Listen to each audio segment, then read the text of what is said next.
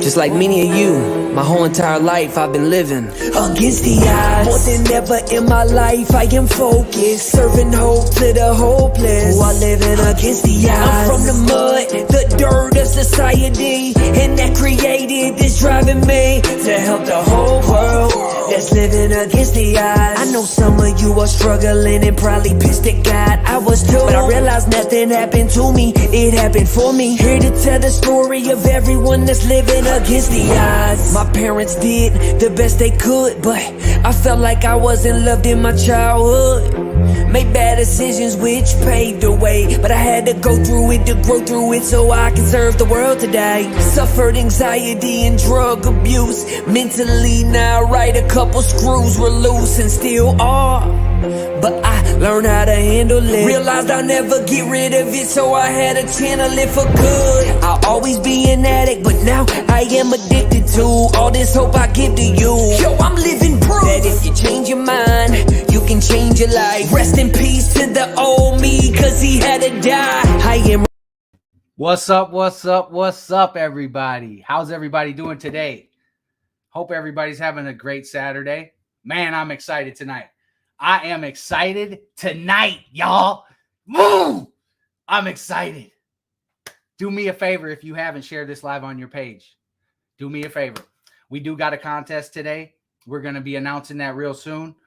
Dru's backstage right now. I want to thank you guys for coming on. Dru Hicks is our special guest speaker tonight on Saturday Night Live with your boy Phil Tyler and Against the Odds. We are here. We are ready to share some hope. And I'm not going to beat around the bush anymore. I'm going to bring up Dru, my guy. What's up, Dru? What's up, brother? What's up? Yeah. What do we got going on tonight for the people watching? What do we got going on? What do we want? What do we want to tell them that we can give them away for helping us share this video and share this hope? Well, first of all, I want to start off by saying thanks to you and Against the Odds for having me on tonight, brother. I appreciate it. Any chance I can come out and be of service to you or others, I'm a willing participant. But to talk about what you're talking about, though, we are giving away some free swag tonight. You know, for a person, I'm giving away a free T-shirt. I think you're giving away a hoodie. Yeah, I'm gonna give away a hoodie. I'm gonna give away a hoodie. All right, and the winner of the contest will be the person who shares this video out the most. Now, here's a disclaimer. Can't be sharing it 50 or 70 times on your own personal account. That's not fair. That don't count. They have to be different places, not just 50 shares on your personal account. I do these contests a lot on my own platform, and people do that, and it's not fair because anybody can do that. Okay, so they got to be in different spots, groups, other pages, whatever, but not just, you can share it once to yours, but not 50 times to yours. Right. We gotta live different today. Yeah. We gotta live different today, y'all. We gotta follow the rules, and we're gonna give you guys some free stuff, but you gotta follow the rules, right? That's you gotta right. follow the rules. You can't be sharing it 50 times in the same group either. It goes the same way. It goes the same way. Tonight, man, we got a special. We got it real special. I'm excited.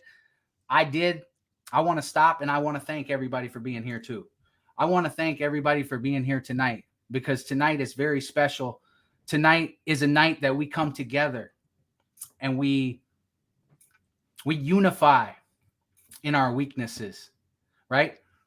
Dru's here, and Dru's going to tell us his experience, his strength, his hope. We're going to find out more about Dru Hicks that we see going live all the time on his page. He's going to tell us his story of hope, his story of encouragement. So that's why we're giving away stuff. We understand that we need to get these shares out because somebody out there tonight, brothers and sisters, is struggling. Somebody out there tonight is going to relapse. Maybe if we can put a video or somebody speaking some life into someone in front of them while they're scrolling tonight, maybe we can sprinkle some hope in their life. And that's really what we're here to do.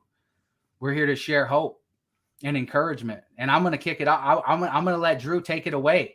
Thank you, Dru, for being here. Thank you guys all for showing up. We are grateful you're here. Thank you for your shares. Without further ado, Dru Hicks. Thanks, brother. And for all of you who do not know me, he said my name numerous times. My name is Dru Hicks, and I am a national recovery advocate. And the day that I started living was February 26, 2016. By the grace of God, if I make it another month, I'll have 6 years. So we'll just go back from the beginning, brother, and we'll just tell it like it is. That's all we can do. I was born in 1973. Don't have to add it up, y'all. I'm 48 years old. I'll be 49 this year.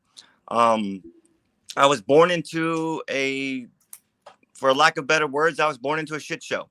Okay. I was born into a very abusive and alcoholic father and a very drug addicted mother. From day one, my first memories were violence, physical. My father was a very violent drunk. He beat my mother religiously from the moment I could first remember. Very, very, very violent drunk, it wasn't long. I was born in California, and about the age of 5 years old, my mother had finally got tired of getting beat, being a punching bag, and she started to pick me and my older brother Jay up in the middle of the night, and decided we're gonna make a move in the middle of the night when he's gone at work. My dad, I guess, worked third shift. She wanted to make a move, and make a run for it, and we were gonna go to Indiana, where my grandparents lived. We didn't make it to Indiana. We made it to Idaho, of all places, and a place my mom knew somebody there or something, from what I was told. And we've stayed in Idaho for a couple weeks. My mom ended up meeting another toxic man. My mother's problem throughout life was toxic men. Okay, she was drawn to them. She had relationships with them. She had children with them, and she ended up getting pregnant with my little brother. So we stayed in Idaho until she conceived my little brother, and like my father, he was a very violent individual, maybe just a little bit worse than my dad, drug addict, alcoholic, same MO, same stuff, as addicts, we all know it's the same revolving door of chaos, insanity, and destruction. And again, in the middle of the night, she picked me, my little brother now, and my older brother up, and we literally made a go for Indiana. But this time we made it. My little brother's father got wind really early into it. I mean, he was literally about 4 hours behind us in a car. Okay. And he was trying to chase us down, but we made it to Indiana. He caught up with me and my mom and my brothers in a Big Boy parking lot. And I remember it because it's that Big Boy statue. I don't know if you guys remember the Big Boy restaurants that they had, but there's a big tall statue of a big boy guy holding a platter. I remember it because that's exactly where he beat my mom's head into the statue with a 12-gauge shotgun. So, almost killing her. I mean, I remember seeing her laying there on the parking lot. I thought she was dead. I was 5 years old at the time. So this is how it all began for me. Okay, seeing all the violence, seeing all the drug abuse, seeing all the alcohol, all the just crap, that you just aren't supposed to see. Soon as my mother got out of the hospital, brother, she sunk further into her disease, her destruction. She took me and my brothers one day, and she took us to the dope man, right? Parked us on a hill. Dope man happened to live on a real steep embankment, on a real steep hill. She went into the dope man's house to do what what we do in there, and left us out there for like 13, 14 hours. Okay. And this is late 1978. Now, cars back then, let's go back, they weren't as safe as cars are today. Okay. My little brother managed to get the car slipped in neutral. So now we're rolling down this big ass hill, right? I mean, like really big. And my big brother snatches up my little brother and makes a jump for it. Jumps out the car. Now I tried, but I got scared. So I got a little hesitant. I backed up, but I knew if I didn't jump, I was getting ready to smash into this building at the bottom of this hill. So eventually I tried. I got the seatbelt wrapped around my ankle, and it pulled me under the car. The car ran me over, and I was injured very badly, and I was hospitalized. And even in the late 70s, that CPS kind of frowned on that, and so we were removed from my mother's custody. And that was when I was 5. And I remember her coming to the hospital when I was, taken to the hospital by ambulance. I remember seeing her briefly, and it was the last time I would see her for the next 14 years, was at the hospital. Never saw her again. You know, we were placed into foster care. Amazing. Now, my foster care family, a lot of people have war stories when it comes to foster care. Now, I don't have that. I have quite the contrary. I have an amazing story to tell people about my foster care family. They were God-fearing people. No drug addiction in the family. Me and my two brothers came into this family, we inherited 3 older sisters and an older brother. So there were 7 of us children plus mom and dad in the house. So 9 of us total. So there was a house full of people. Okay. Never a dull moment when 9 people are living in a home. I can promise you. No, But it was very loving and nurturing. There was discipline. There was all the things that I never knew existed were in this home, right? Moms and dads who were loving you the right way. We're taking you to school. We're providing for you. Sisters and a new brother that were, wanting to love you genuinely and authentically. It was just like, wow, what the heck is this type of stuff? I didn't know this existed. I never knew that this was how life. I was so young, experiencing so much violence and drug abuse at a young age. I never knew that this kind of life truly existed. So we got integrated into this family. We ended up living this family for like 4 years. So long enough for me to start to believe that now this is my family, that I was going to be living here for the rest of my life. Okay. Now, about 4.5 years into the foster care family, a very, very rich family from Indianapolis, Indiana area was looking to adopt. They had raised their children. Their children were older and they were trying to do it again. They wanted to do it again. They had, now when I say rich, I mean like Butler rich. Okay. That's the wealth that these people had. Now very quickly, let me tell you what's happened in my life. I was born into poverty, taken from poverty, placed into upper middle class. Okay. Taken from upper middle class. And now, being introduced to upper class, the rich. And so these people owned a very, very large estate, 25, 30 acre estate with exotic animals. Now, when I say exotic animals, I'm talking like lions and tigers and bears. Oh my, all of the above. And they had, just the life that any child at my age or my brother's age would have wanted, would have loved. Okay. So, and we did this back and forth thing from foster care to these people's houses. We would fly every 2 weeks down to Indianapolis, see them for the weekend, and then come back to foster. And we did this for like 6 months until they came to us and asked us if we would want to move forward with the adoption. Okay. Now, it didn't take me long or my brothers long to come to the conclusion like, wow, this is a great opportunity for us. This is going to be something, amazing. These people seem amazing. Everything that was just legit. And so we said, yes, we're going to move forward with the adoption. Who wouldn't, right? Who wouldn't? So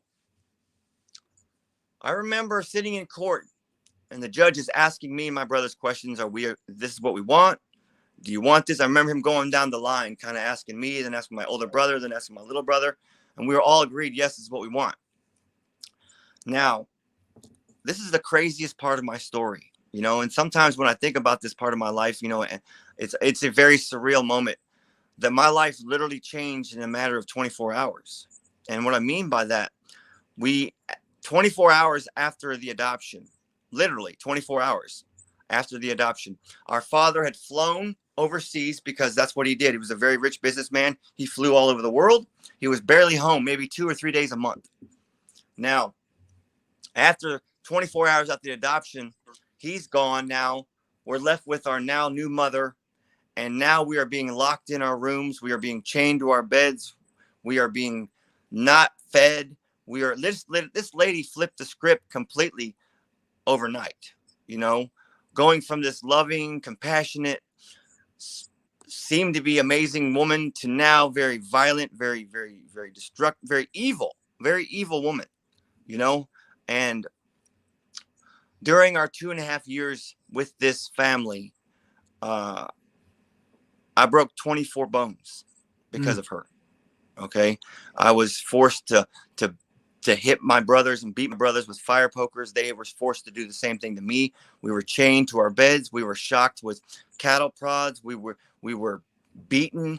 We were starved for 3 and 4 and 5 days at a time, locked in closets, locked in our rooms. Man, it really messed me up, man, because I thought that this was going to be something amazing for me and my brothers. And it turned out to be the worst thing that could have ever happened to us. And this went on for a very long time. We were threatened. We were told if we were to expose anything that she would kill my other 2 brothers if I said anything. Now, if they said something, she would kill the other 2. You know, she threatened all of us by killing the other 2 if anything was ever said. Now, again, I broke many bones. She had a doctor on payroll that would come to the house and cast us up. Wow.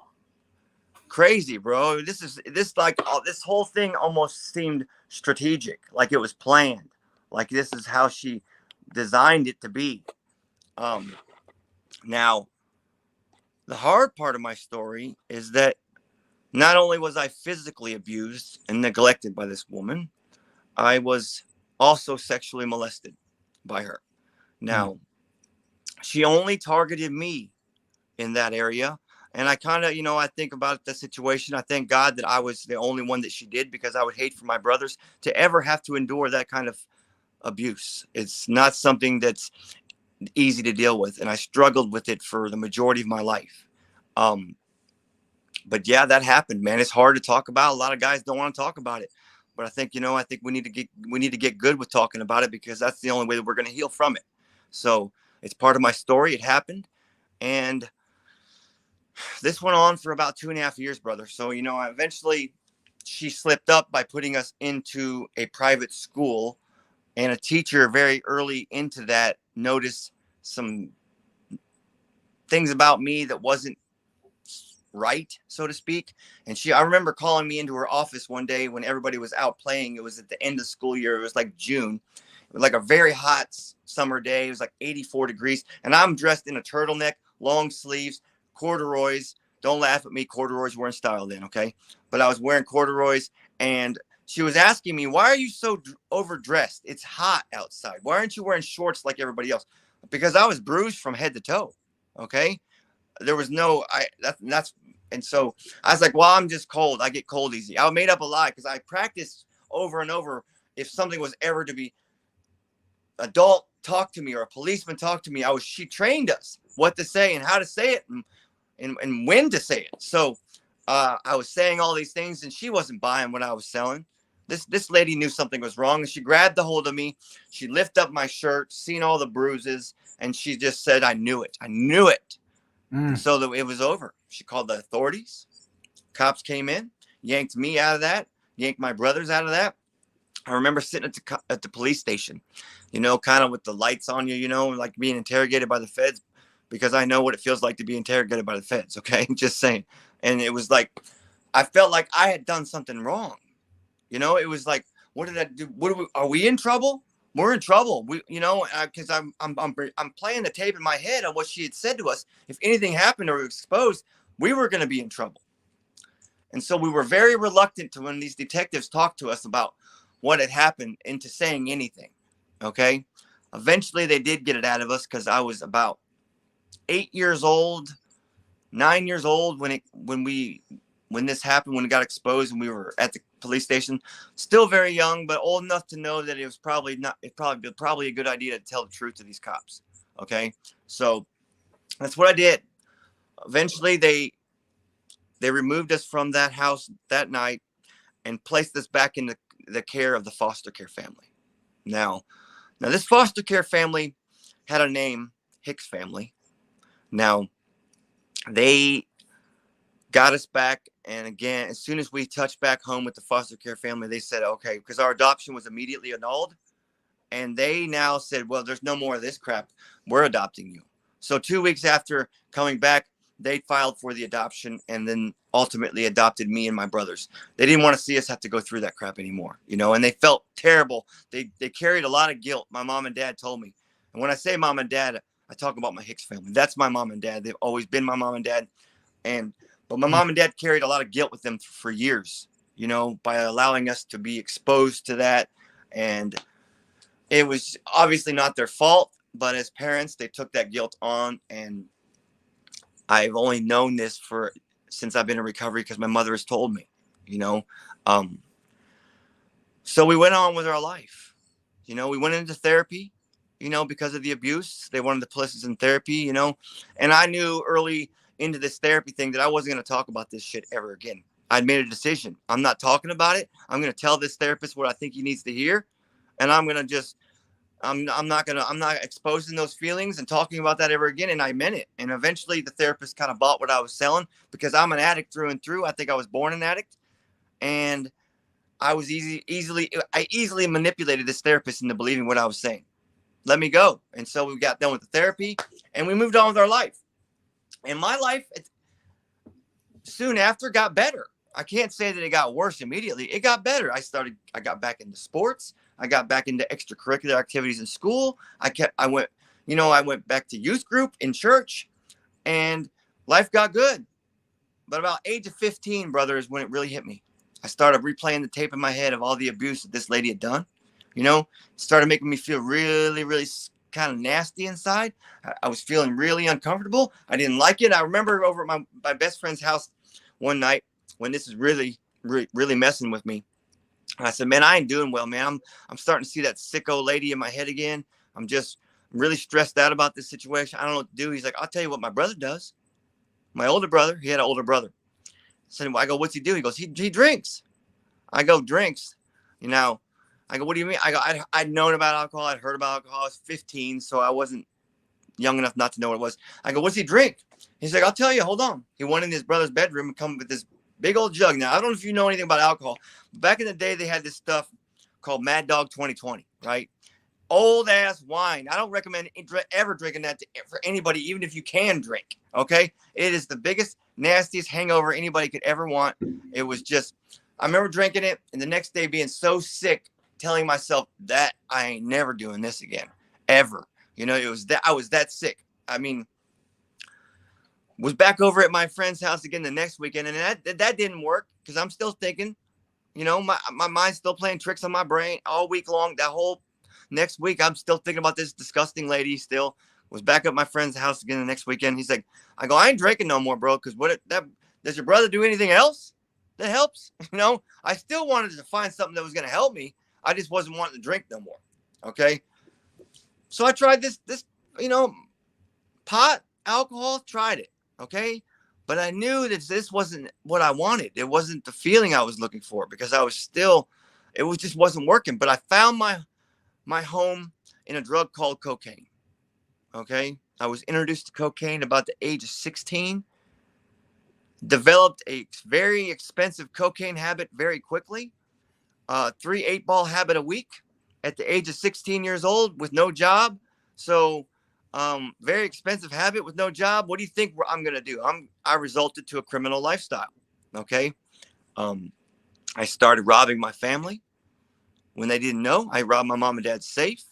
I stole, you know, handguns from the house and shotguns and pawned the stuff. I was out in the street robbing people. I was, you know, smash and grabs, you know, all this stuff in the beginning. It was progressive. Okay. Didn't start off running up in banks with pistols right off the gate. But, you know, my disease is progressive. I started off small and I very quickly started escalating. Now, my disease progressed quickly too, because at the age of 17, I was now introduced to a needle. Okay. Now this needle is a whole new ball game for anybody who's ever crossed that threshold. Okay. So, I picked up the needle at 17, didn't put the needle down until I was 42 years old. Okay. Wow. Now, 19 years old, I was now in the game for a couple, 2-3 years. I had been kicked out of my home. My father was a very old school man. He was a very God-fearing man, a very by the book, don't break laws, just good man, great father, provider. And he got wind of my drug addiction. And I remember one day him coming up and banging on my bedroom door like the police. And I opened the door. He's like, what's this I'm hearing about drugs? You got a problem with drugs? And again, my father was didn't know anything about drug addiction. You know, he was old school, and how he handled it is how he handled it. And this is how he handled it. He said, until you can get your shit together, get out of my home. I didn't raise you this way. You're better than this. He didn't know any other way to handle it but that. And I respect my dad for that. And I've told him that when I got clean. So I packed my stuff up at 17 years old and I hit the streets. Couch surfed for the next 2 years. Got plugged in with all the right people. And I got plugged in with some really heavy hitters out of Chicago and South Bend area, right? And I'm now muling some like cartels stuff, right? So I pick up a large, substantial amount of cocaine one day, and I'm coming back from Chicago to my hometown. I literally get into my hometown state line into my hometown and get pulled over. Okay. Now, the girl I was with, now you kind of know this is, you know, you're set up when the person that you're driving with jumps out of the passenger seat and goes and sits in the cop car. You know, that's a dead giveaway. Something's not right here, bro. That's exactly how it happened too. She jumps out and goes and sits in the cop car, and I'm thinking, oh God, this ain't right. You know, something's wrong here. And ended up getting 14 years for the amount of cocaine I had in the car.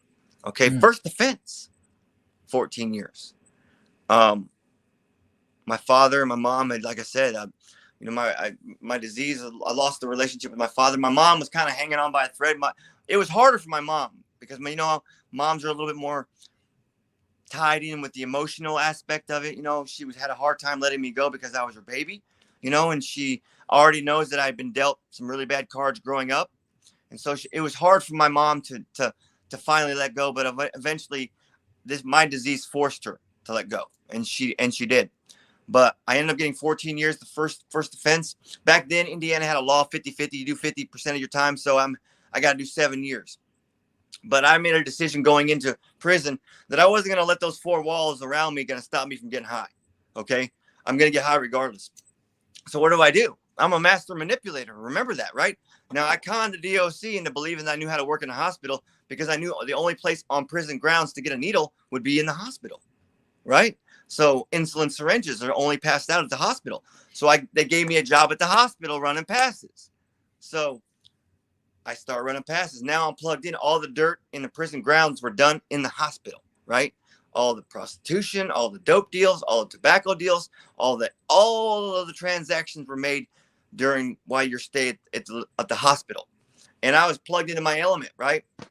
My first drug overdose was in 1996. I know I'm old. I get it. 1996, I overdosed on a toilet in prison. And back in 1996, man, it was a speedball, heroin, and cocaine is what I overdosed on. There was no Narcan in 1996, okay? And how they handled drug overdoses back then was basically they throw you into a big tub of ice. If you live, you live. If you don't, you don't, okay? I remember waking up in this big tub of ice, freaking out, handcuffed to the side of it, you know, and a cop standing outside the hospital door. Freezing. I get out of that. They end up taking me back to prison.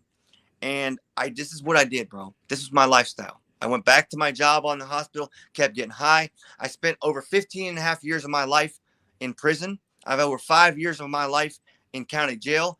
Over 2 decades of my life locked behind bars because of poor choices I made with drugs while I was high or dope deals, whatever. I have 13 felony drug convictions on my record and 56 misdemeanor drug convictions on my record. So I got a problem with drugs. I love drugs. I love them too much. Okay. And so every day that I spent locked behind bars, I was high on something. Okay. I wasn't always able to get what I wanted to get high, but I managed to get high on something. Okay. Now, got out of prison after doing 8.5 years on that 15. My brother was there to pick me up. He looked at me, my older brother, and said, "Are you done, man? Are you good?" I go, "Hell no." Because now I have a chip on my shoulder, bro. I just took 8.5 years away from my life. Now I'm blaming the DOC because I'm never going to blame me, right? I didn't do nothing. I caught a case. I'm the victim here. I'm the one who's been dealt bad cards his whole life. I'm the drug addict, poor Drew, right? So, hell no, I ain't done. And 3 months after getting out of prison, after that 8.5 years, I was going back for 6 more years. Violated parole, copped another dope dealing charge and possession charge, and back I went. And this was my life for the next 25 years of my life. Okay. I'd go back to prison for, this time for 6 years, do 4 years on the 6, get out. I'd be out 3, 4, 5 months, 6 months, at 6 months at the most. And back I was for another parole violation. And this revolving door. My life has always been a revolving door. Okay. Revolving door of prison, revolving door of drugs, revolving door of toxic people, just that revolving door of chaos. 2008, I go to prison for minor, and to me, in my mind, it was minor. It was only a year and a half, and I believe me, I've taken 1.5 year naps before. Okay, so a 1.5 year in prison wasn't nothing for me. I'm seasoned. This is 2008, right? I go to prison for a probation violation for a 1.5 years, and at that time, I had spit out some kids, but I wasn't a good dad. Okay, I'm gonna tell you right now, I neglected my children, neglected being part of their life. I wasn't present. I was the dad who gave broken promise after broken promise. I'll be there. I'll be there. I'll do. No, I wasn't a good dad at all. I'll be the first to tell you that. I was married at the time. I go to prison in 2008. My wife filed for divorce at the time. She filed for divorce 2 weeks after I went to prison, and understandably, okay, because I was not a good husband. I was not a good dad. I wasn't a good human being at the time. I remember 2010 when I was getting ready to get out. I hadn't spoken to my father in now almost 15 years. Okay. He comes to prison 2 weeks before I get out in 2010. I remember them calling me to the front saying I had a visit. I'm like, first of all, I don't get visits. Second of all, at 2 weeks till I get out, I know somebody ain't coming to visit me now. So you got me messed up. It's for somebody else. No, it's for you. Get your shit. Get dressed. Come on. I get dressed. I go down there. Now, my father, tiny man, but a giant in my eyes. Okay. 5'6" at best. He was maybe 5'6", but he was about 9 foot in my eyes. Okay. He was very a man who demanded respect. Okay. When you were in the presence of my dad, you had to respect this man. He put off that energy, that vibe, and he wasn't the dad who told you all the time that he loved you, but he was the dad who showed you every single day that he loved you. Okay. If you know what I'm saying. Yep. So he was sitting way back in the corner. Again, he was a very small man. So he looked really tiny. And I remember walking towards him. And before I even realized that walking towards him, I am already bawling. I hadn't seen him in 15 years. I'd missed the holy crap out of him. I love this man, but I hadn't talked to him. And I was wondering why he was here. So I sit down, I look at him through tears already. And I was like, he looks at me and he says, I need you to make a promise to me. I'm like, I'll promise you anything. I ain't seen you in 15 years. What is it? He's like, I need you to promise me that you won't be in your active addiction when I leave this world. Now, you telling me that now, I'm thinking something's wrong, right? He's got cancer. Something's going on. Why are you telling me this? I was like, are you dying, Dad? He's like, no, I ain't dying. Me and your mom are sick of this. If you don't want to make that promise to me, you make a promise to your mom, who's paced the floors for the last 25 years, waiting for the phone call. My mom was the mom who literally sat by the phone and waited for the phone call.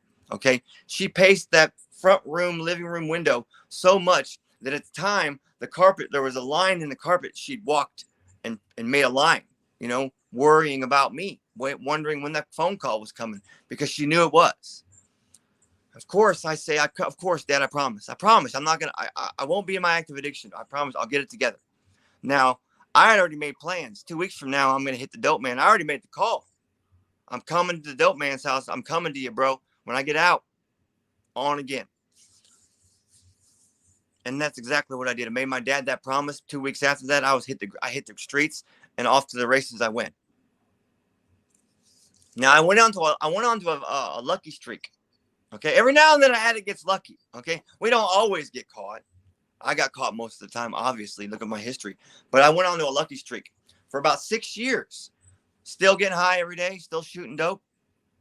Still doing my stuff, but just didn't get caught. I just got lucky. I just didn't get hemmed up. I met my now wife in 2011, about a year after me getting out of prison. Now, Aaron met me at the height of my active addiction. Okay. When it was the worst. Aaron met me, dude. I'm 6'1", bro. And I weighed about 113 pounds when she met me. Okay. Strung out like a research monkey. Didn't know my ass from a hole in the ground. And I would believe me, I'd look in that mirror and think that I looked like some GQ model. I look great. And that mirror had me fooled, right? Oh, And yeah. so, you know, I was really the worst. And I remember Erin telling me really early after meeting me, maybe 2 or 3 weeks after meeting me, saying that she'd seen something special in me. And what she saw, I have no idea, because honest to God, there was nothing special in me at that time. Okay. Now, the thing I love about my wife is she is probably the most patient person that I've ever met. She was then. Now, my disease took all that patience from her. Okay.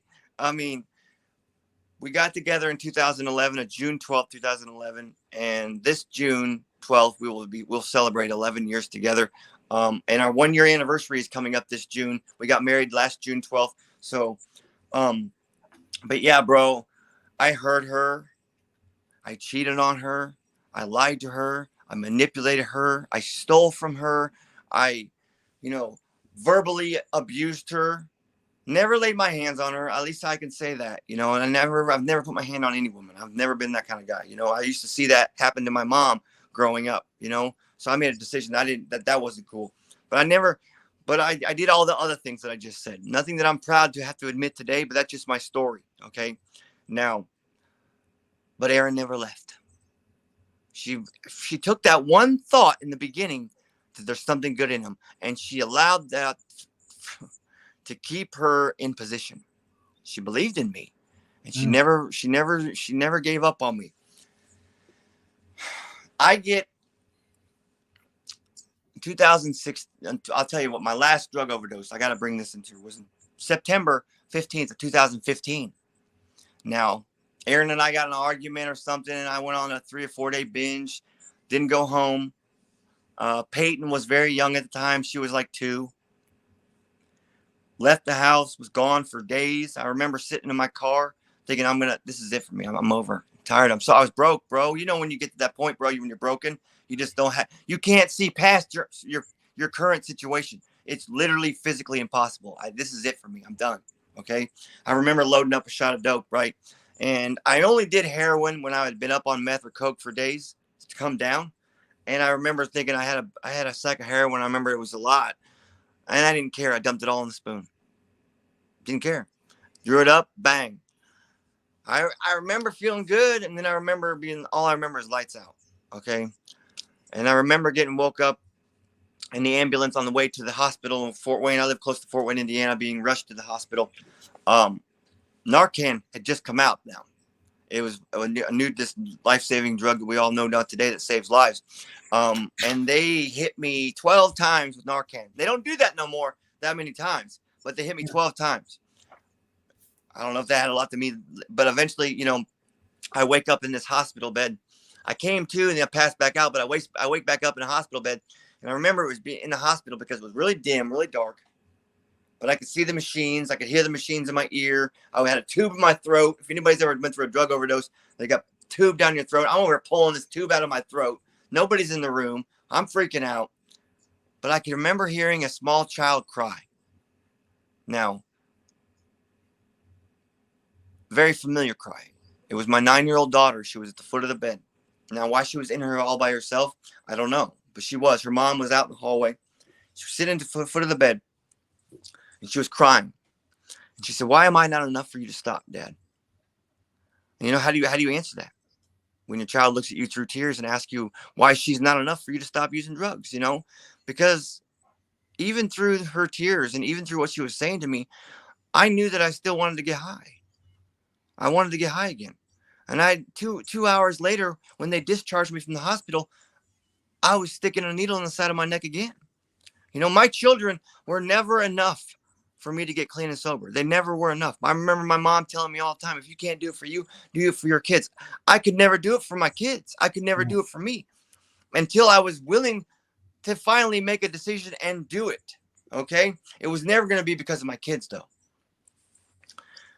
2 hours later, I'm on the streets and off to the races I went. About 4 or 5 months later, brother, now this is deja vu all over again. I had a girl in the car. She jumps out. Cop car surrounds me. Sound familiar? Happened it again. Exactly the same way. Got set up. Had a large, substantial amount of cocaine, meth, and heroin in the car. had a 45 caliber handgun pistol under my seat.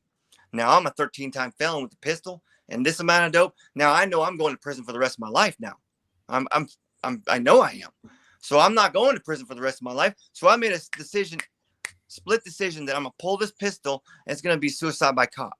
Okay, I'm gonna make these cops shoot me. Okay, because I'm not going to prison for the next 50 years of my life. So, but before I remember touching the butt of the gun, but before I pulled this pistol, I remember looking up briefly for a second, and I had a picture of my daughter Peyton and Chloe on my speedometer, and they were looking right at me like, "Don't you do that, Dad." That's what I was thinking in my brain. I spun out. I was really high, but I remember looking at their picture and just zoning in on their picture and saying, "Man, I can't get killed in front of my kids, man. That's just not cool, man." It was enough for me to let go of the gun and for me to go to jail. I remember detoxing terribly in the county jail for the next 2 weeks, pissing and shitting on myself, muscle cramps, just, oh, bro, it was terrible. First plea bargain they brought me was for 52 years. If you want to call that a plea bargain. Okay. I didn't know plea bargain. Of course, I waved my middle finger at them. I ain't signing that. We're taking this. Before you give me 52 years, we're going to go to trial. Okay. That's just the next day after this plea bargain was offered, after I waved my middle finger at them, I get called out again. Now, behind the scenes, I have a probation officer like my wife who said she believed in me. There was something in me that she believed in, and she was fighting for me to get put into this new program they'd started in my hometown called drug court, right? They just started this program called drug court, and she thought I would be a perfect candidate. Now, the prosecutor and the head judge, there's no way we're letting Dru Hicks on this program. He'll make a mockery of this program. We're not letting Dru Hicks come on drug court. He'll take off. He'll run. He'll make a mockery. He'll make us all look stupid. We're not letting Dru. But she was adamant. She kept trying over and over and over. Finally, the prosecutor and the judge said, "All right, we're going to let you give Dru a try. But if he screws this up, this is on you, Renee." That was her name. And that's what this led up to. I get pulled out in the hallway. I see this guy standing next to me in a suit. Didn't recognize him because he was the drug court lawyer, but he didn't tell me who he was. And then I see Renee. I knew her walking down the hallway. We all go in this room, and they're giving me this spiel about drug court. I got to sign this plea bargain, blah, blah, blah. They're going to sentence me today. They're going to put me on drug court. And then I also have to go to the sober living house in my hometown for the 11-month program that they offer as part of plea bargain. So I'm thinking here, hold up. Yesterday, they were trying to give me 52 years. Today, you're saying if I sign this, I get to go free? I get to go out into the real world again? Yeah. I signed that in my blood. Give it here. Because now I have this. Yeah. Now my mind thought instantly, now I can get high again. Okay? I can manipulate this to get high again. Wasn't thinking I was getting a blessing, because that's exactly what that was. It was a blessing, right? I said, all right, I'll sign it. I signed that. But before we let you out, we have to sentence you. That's part of drug court. So they take me up to the courthouse, up to where the judge in the courtroom. They end up sentencing me to 57 years.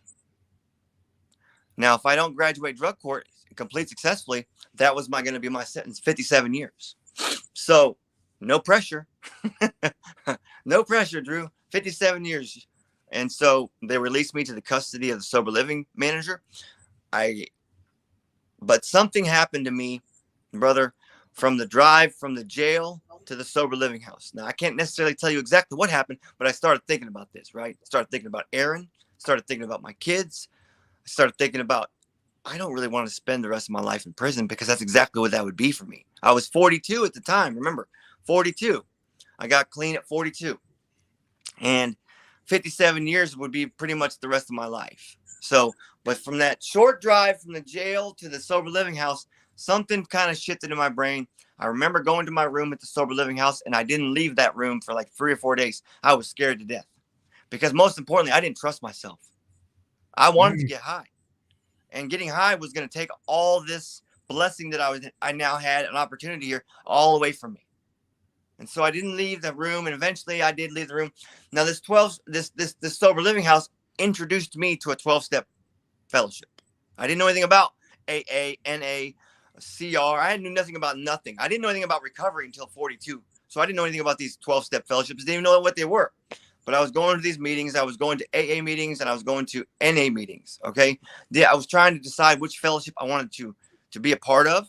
I kind of like both of them because I got a little bit out of each one of them. Right.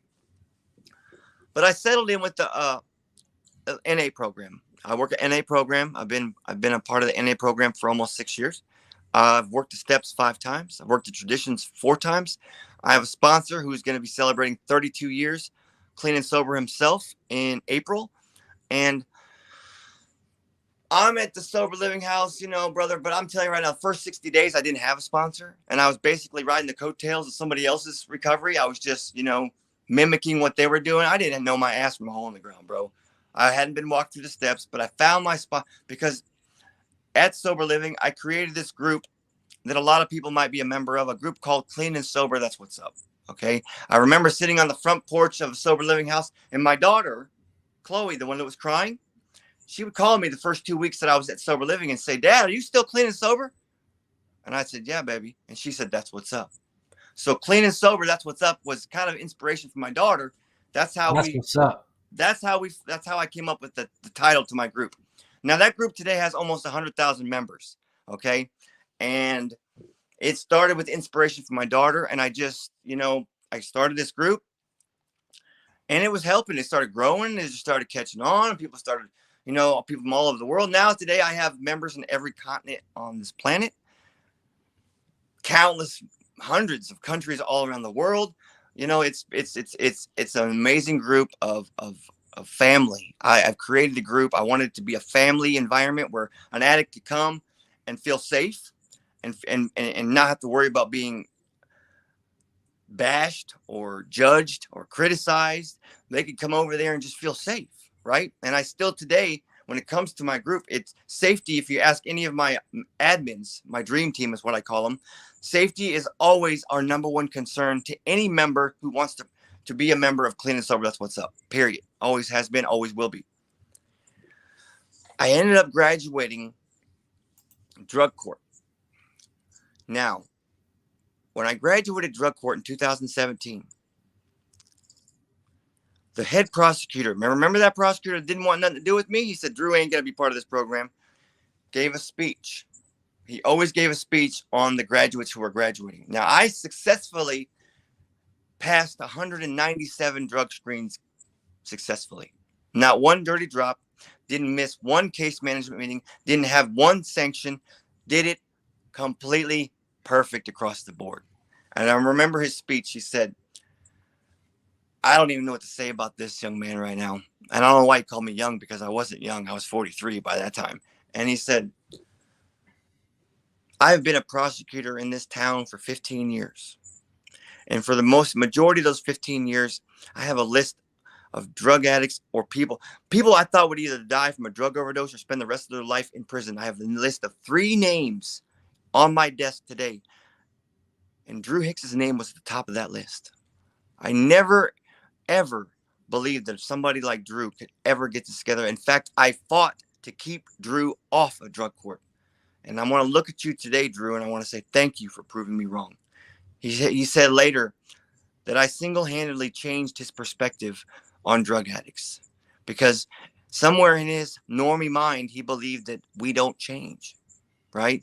But since then, he's changed his perspective, his standpoint, and he's opened his mind that we can change if we do certain things, right? And so I graduated this program. I ended up graduating the Sober Living House, and I went on with my life. I worked in the treatment industry for about 3 years, almost 3 years. It was probably that's a whole nother story right there. But I kept building my group. You know, I think I have spoken just about every state in this country, and now I'll be speaking in the European countries starting in May.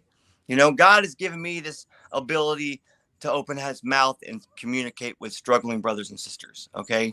I go live every night on my platform, as you know, on Clean and Sober. That's what's up, by Dru Hicks. You know, I think if I'm going to give any hope to any addict or alcoholic who's struggling tonight, is that I don't care what you've been through. You know, I don't care what kind of abuse or what kind of trauma or what kind of felony or what kind of what kind of black sheep, black mark you have on your life, any addict at any time can make the change now. Okay. Now it takes things that you don't want to do. Okay. It takes getting uncomfortable. It takes getting honest. It takes getting authentic. It takes getting real and genuine and all the things that we were not, because all our life in active addiction was a fictitious facade. There was nothing tangible and real. We lived in a very unrealistic world, because let me tell you something. Switching over from unrealistic to living your life on life's terms in reality was hard for me, because I kept myself in that sickness and that darkness for over a quarter of a century. So crawling out of it and being able to be real with myself and mend and make amends and heal and do things the right way. The next right thing has never been easy for me. Even in recovery today, almost 6 years into this, I still find it hard to do the next right thing sometimes, because sometimes I want to be human and I want to wave my middle finger at people and I want to say a few choice words. But I have this higher power in my life I call God. Okay. Now God, because there's no story, there's none of this success without God in Drew's life. Okay. Because God gets all the glory for that. And you got to go through God to get to Drew today. I promise you that much. You know, I was through a 12-step program. I was reintroduced to this higher power that I call God. Now, I'm not here by any means to press my God onto anybody. I would never do that. I don't do that. But I can tell you what God has done for my life. This is the product of God and 12-step program. Okay. And stepping outside my comfort zone and building myself into a version I never knew I could actually become. Coming for everything I told myself I could never have, but I have today. Okay. Everything that you see and hear from me today wasn't handed to me. I had to get uncomfortable in order to obtain it. I had to listen to this sponsor, this nagging ass sponsor who now is a father figure to me, in my ear in early recovery. I didn't want what he was talking about, but I had to have another grown ass man tell me how to live my life. What's wrong with that picture? Okay. And he did. And he did. One thing I love about myself, you know, I made a lot of mistakes, brother. I made a lot of mistakes in my active addiction, and I've made numerous mistakes in my recovery. Okay. But I love my ability to acknowledge those mistakes and to grow from them. Now, I'm not perfect by any means still today. I still make mistakes. But my mistakes today, I might forget to put the toilet seat down. My wife yells at me. I might forget to take trash to the curb. My wife might say something to me. But I ain't out here hurting and harming people no more. Okay? I'm out here trying to give something back to another struggling brother and sister who might need that message today, or those words today, or that good morning post that I write today. Whatever it is, being in service of other people, because I found true love in my service of other people. Okay, there's where I found myself, my purpose. God showed me my purpose in being in service of other people and getting out here carrying a message. Now, I remember first seeing one of your videos. Okay, and I told myself something special about this guy. I don't know what it is, because I've been doing this live video thing and this social media thing for almost 5 years now. So I'm kind of seasoned in it. But I remember the first video I ever seen of you, and I remember seeing the passion in your eyes. Okay, because I know real knows real. Okay. And I'll be proudly admit that the Clean and Sober That's What's Up family will always support your platform, brother. We'll always be a Phil Tyler supporter, against the odds supporter. We will always support, because I support people who are doing this for the right reasons. Okay. Because there's been a time in my recovery where Drew was doing it for not the right reasons. Okay. I was doing it for the fame, the shares, the likes, the views. I have an ego problem. Okay. I'll be the first to tell you that. You know, I have an ego problem, you know, and this social media thing was the perfect storm for that ego problem. Okay. But, you know, it's through a lot of hard work with my sponsor, through a lot of hard work with my pastor, a lot of prayer, I've been able to get through that and see what's real in my life. Today, I'm drawn to the real. I speak as real as I can from the situation that I am in. And I'm just able to show other struggling brothers and sisters that no matter what you've had to endure in your active addiction or in your recovery, that you can make changes. And if we ain't changing, we ain't growing. And if we ain't growing, we ain't living. You know, and I love living today, brother. I don't want to simply merely exist in the world today. I love the ability to actually live my life and not just simply be a hollow shell of the man that God has always intended for me to be. You know, and I appreciate you allowing me this opportunity to come out here on your platform against the odds. Brother, we love you over at Clean and Sober. That's what's up. We support you. And once again, my name is Dru Hicks. Thank you, brother. Man, just lit it up, bro. You've been through a lot, man. I didn't know the details. I didn't. First of all, I want to thank you. First of all, I want to thank you for your support, for you taking the time. You old, bro. I didn't know you were that old. I'm going to keep it 100 with you. I didn't know you were that old. I'm going on 40 this year, in 2020 or 22 here in April. And I'm like, and you sobered up at 42. Mm-hmm. There's a reason why he called you a young man. You got a young spirit, Dru. You do. You got a young spirit. It's inside of you. We see it. We know it. We feel it, right? We get it. We grab it when we see it. That's one thing, man. Me and your stories, I didn't experience a lot of the abuse, brother. I never experienced a lot of foster care or anything like that, but I grew up in poverty. I seen some abuse. I felt, out of place. I never felt loved, but your story made me think, oh man, I felt some love for real. Mm-hmm. You know what I mean? When we look at other people's story, we're like, yo, man, I can relate to that. And I definitely can vibe with it because I felt it. And it makes me, really, really feel, because that's some shit that when we've been through it. I remember when I gave my life story in a prison. See, I changed my life in the penal system as well. The Department of Corrections. Right. They did. They sentenced me. I had some sobriety. The judge said, hey, Phil, here's what we're going to do for you, bro. We're going to put time over your head. You're going to send yourself to prison if you go to prison. We're not going to set you back. Right. What happened was I went to meetings. I went to church every day of the week. I didn't do nothing about changing me. I just hung around people and expected to be changed. Mm-hmm. And I relapsed. I always wanted the easy way, right? It's like we go super hard for addiction. Like we want to get the bag. You got all the cocaine in there. You're about to go to prison for 50 years. That's how much. But as soon as we want to change our life, we're like, all right, God, do all this, do all the work. I ain't doing it. Right. Right? Right. But you switch that up, man. That spiritual experience on your way to the sober house from drug court, man. Court, man. The judge that sentenced me to those 51 months in prison, because he said, Mr. Tyler, I was begging him for treatment, pretty much crying. I need treatment.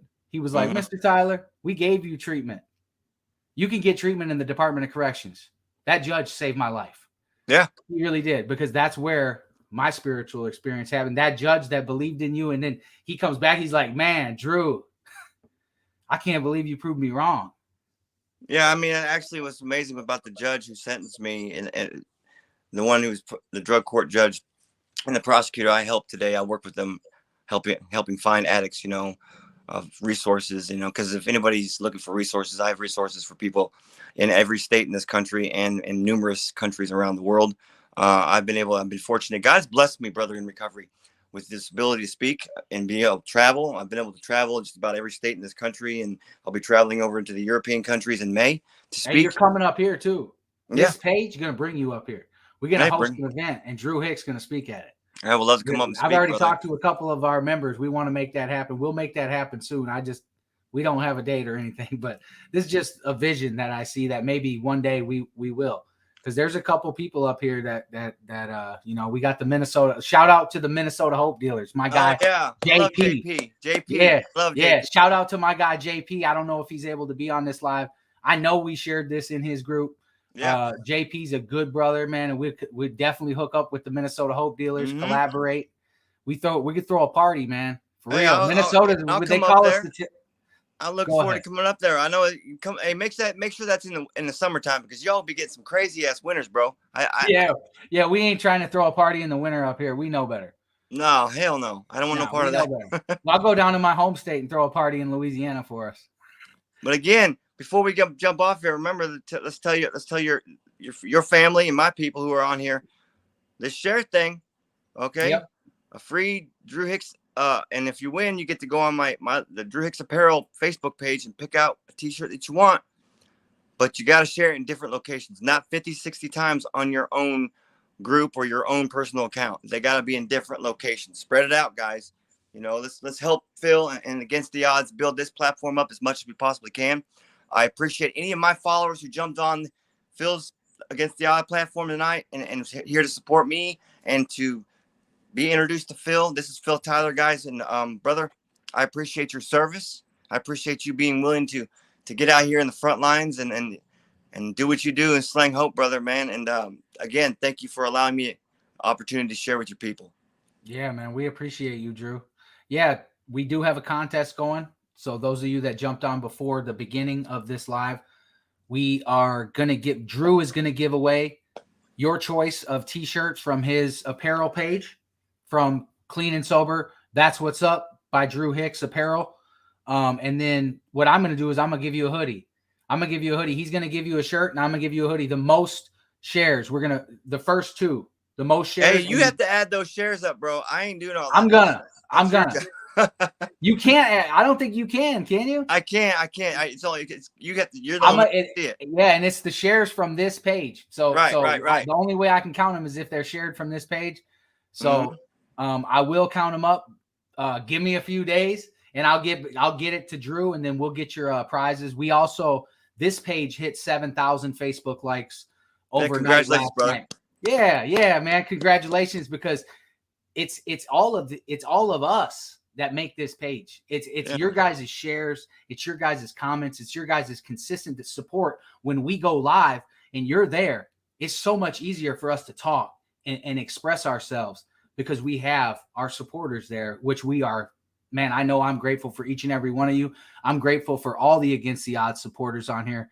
I'm grateful for all the Clean and Sober That's What's Up supporters, because I know they're here rocking it. I seen the Dream Team all in the comments. I threw what's her name, your Tanya Ortiz. She popped up. I threw a comment on her. She was commenting and saying a bunch of stuff. I think they were giving some people some crap for showing up late. Yeah, I was following it. It was fun. It's fun. I love it, and it's the interaction. And it is a blessing, man. It's a blessing to be able to come on here with you, with collaborating with two pages, right? And it can be, we don't compete. We're not competing here. We're trying to collaborate. I always say it like this, brother. You can't compete with me. I want to see you win too. Exactly. We can't compete with each other. We're on the same mission. We're trying to spread hope. Right, man. This brother got hope. He got good hope. He gives me hope, y'all. I watched this brother. I'm gonna tell you something, man. I'm gonna tell you about Dru and how I seen Dru when I started this stuff. And Dru had a large following. And what happened was, I think either he or I, we became friends on Facebook. And I was like, man, is this really Dru Hicks? And I'm the type of person that'll send a message. And I sent the message to him. And he said something, I believe. And then he called me on a video call. I remember I had my hair. It was early in the morning. I was running around the house, but I answered it. And I got to talk to this brother, and he introduced himself to me. And it was a real conversation, and he inspired the shit out of me. He inspired me. That's something that this is the ultimate gift that we can do for somebody. It's price. You can't put a price tag on it. Someone that inspires you to do something good. Someone that inspires you to do something better. Someone that inspires you to be something better with yourself. It's not, when we figure out the steps in recovery, there's more to life. Amen. There's more to life. Once we learn how to manage our life through recovery, man, there's a lot more that we can manage and go after, ain't there, Dru? Amen, there's brother. A lot more. Absolutely. Mm-hmm. Man, you can take this as far as you want to take it. There's no limitations. Being imprisoned in your own minds, we're very, very limited. Okay, we can only do so much. When it comes to recovery, man, we flip the script, and now there's no limitations to how far you can take it and what you can do with your life. You just got to be being a willing participant to life, and being willing to suit up and show up. 90% of this battle in recovery is just showing up. Okay, just show up. And let's allow life to just play out and stop going against the grain. Stop being your biggest critic and your own worst enemy, because the outside world truly isn't your enemy. It's what you got going on upstairs is the enemy. Okay. Hold on a second, man. You spitting some fire, man. It's true. It's true. I heard someone say it today. I'm not even kidding. I have it written down. I have it written down. Did you see me looking around a little bit? Yeah. Yeah, because I wrote something down. Would you rather be at war with yourself and at peace with the world, or at war with the world and at peace with yourself. Those were words from someone that inspires me, you know. But love it. Yeah, it's true. It's true, man. We got to get out of our own way. That's right. We do. My enemy's always been in here, bro. It's always been know. Me. I'm my biggest problem. I tell people that all the time. That's what I do too. I got to tell myself, you know, when I'm sitting there beating myself up or, you know, comparing myself to other people, because that's what I do. I sit and compare myself to people, man. I get discouraged in a second, like a little baby. Oh, yeah. You know, like, oh, what? I'll be all my boo-boo feels before you know it. You know what I'm saying? Yeah, man. It's something that you know, it's a constant battle. We just got to show up every day. It's a spiritual reprieve. It's not, we don't graduate. That's right. We don't. I appreciate you, brother. Do you want to tell anybody anything, or do you want me to pull up some comments, or what you want to do? We've been on an hour and 6 minutes. If you're on Phil's platform or Phil's Against the Odds family, you guys can come and like and follow my platform. It's Dru. It's Clean and Sober. That's What's Up by Dru Hicks is my page. Now my group is called Clean and Sober. That's What's Up. There's a group and a page both called that. Okay, so you can go like and follow my page and go invite yourself into my group. We would love to have you. We're knocking on that 100,000 members over in my group. So come on over. Let's get over the hump. Because I tell you, when you come over to the Clean and Sober, That's What's Up family, you're gonna be safe.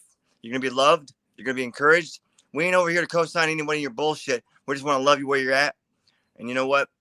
Again, I appreciate you for allowing me the opportunity to come out and share with your people, brother. And I do look forward to coming up there to Minnesota and seeing your face in real life, my friend. Yeah, brother. I appreciate you, man. I'm going to pull you off and I'm going to say goodnight to everybody. All right, brother. Take care. God bless. I do appreciate you, man. It's been a blessing. Amen. I'll reach out to you real soon. I know you're busy. All right, brother. Have a good night. All right. Peace. Later. Whoa. We had a good time, didn't we? Man, I can't wait to count all these shares up. I know, hey, we still got this going. Keep sharing. Keep sharing if you want. Keep sharing if you want. What an amazing testimony of hope, man.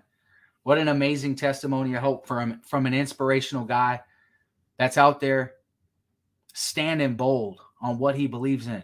He's out there standing bold on his heart. He is. I got nothing but respect for Dru. I got nothing but respect for Clean and Sober. That's What's Up. His page and his group. Definitely nothing but love and respect. You guys go over there, like his page, join that group, Against the Odds people. And guess what? Clean and Sober, That's What's Up, people. You're more than welcome to like our page as well. And we also have a group attached to the page. We're 20,000 members. I think we're at 20.5 thousand members in Against the Odds group. You guys are more than welcome to join that group as well. We would love to have you. We are the same type of family orientated. We like to keep our members safe, and we like to support each other and provide resources, encouragement, share inspirational posts, inspirational lives. Dru shares in the page. Dru shares in the group from the page and things like that. It's a safe environment, and it's really pretty much a family that we all call a family, and we all support each other. It is a blessing to be a part of that group. I'm so grateful just to be a member of the Against the Odds group, for real, because that group is really, really doing big stuff. Our team back there, thank you guys for sharing tonight. Thank you for supporting. Thank you for being on here. The whole Against the Odd team, all of the Against the Odds supporters, all of the Clean and Sober, That's What's Up supporters. Thank you guys all for being here. Thank you guys for your shares.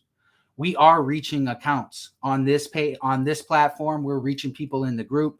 We are providing recovery support for people in need. There's people that reach out to us and we're able to give them resources, tons of resources in the digital world at the touch of a finger. We are utilizing and capitalizing on these resources in technology. It's great. It is great. Thank you guys for tuning in to another broadcast, another live stream with me, your host, Phil Tyler, on Against the Odds. It is definitely a pleasure to be able to come on with you guys and share hope. And tonight we heard Dru's hope.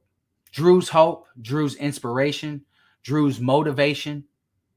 Dru displayed a story of God's grace through and through his testimony. He did. For real, man. God did for Dru what he couldn't do for himself. They put him in drug court. Come on now. That's God doing for you what you can't do for yourself, even though the judges didn't want him in it. We're all miracles. Everybody's got a story like that they can relate to, where God stepped in and done something for them that they couldn't do for themselves. God does that for us, and he puts us in opportunities then to do things for ourselves. Now, maybe if Dru wouldn't have seen what he's seen and had those feelings on his way to that sober house leaving, maybe he wouldn't have been, right? He made a decision, then he followed it up with actions. He went out and did the work. He showed up every day, and he consistently does so today. What a good example of what we should do and what we should not do, right? That's why we get on here, so we can learn from people's mistakes. We don't have to go out there and make those mistakes, those same mistakes that other people make. That's right. That's right, y'all. I appreciate you guys being on here. I do appreciate each and every one of you. Thank you guys for tuning in to another Saturday Night Live. I'm gonna take off tonight, and I'm gonna relax, you guys. I'm very tired. I was very excited for this live, and my energy is still up. And I do appreciate you guys for being here, man. I do. Thank you for sharing. I will count the lives and see how many people shared this live out, and you will get a free t-shirt from Dru. I will let him know if you shared the most on this live. I'm going to let Dru know, and you'll be able to pick something, and I'm going to give you a sweatshirt too. All our sweatshirts are in. You guys be advised that I will go live within the next day or two. I'll make an announcement on the page, and then I'm going to pop live, and I'm going to run a contest giveaway, and we're going to give away what I said I was going to give away for that 6,000 like contest. That 6,000 like contest. Now we just hit 7,000 likes. So I might give away some more stuff on this contest that we're going to be giving away in the next couple of days. I'll probably end up giving away a couple shirts, maybe a couple hats. I was going to give away a sweatshirt. I might give away a couple of them, because we have two celebrations. If you ask me, we got the 6,000 and the 7,000 that we just hit. So I'm going to give away some more stuff, because I appreciate you guys. I appreciate you guys sharing this live. I appreciate you liking this page, joining the group, supporting, commenting. These things are important, especially in the digital world, for us to get this reach that we talk about. For us to get this reach we talk about, we need that engagement. And that engagement comes from you guys reacting, commenting, engaging with us on these lives and in these posts. Man, it's fun. It's fun, ain't it? It's fun that we get to come together all across the globe, connect real fast at a touch of a button. Hear some hope and inspiration from someone way far away from us. Or he might be right next door to you. That's how technology is. It's lightning quick, and Dru said it. Sky's the limit. Sky's the limit here. We can really get some reach. We can help a lot of people on social media. I appreciate you guys for helping me get the reach and helping me spread hope to the hopeless. Y'all have a good night. Peace. Just like many of you, my whole entire life I've been living against the odds. More than ever in my life I am focused, serving hope to the hopeless, while living against the odds. I'm from the mud, the dirt of society.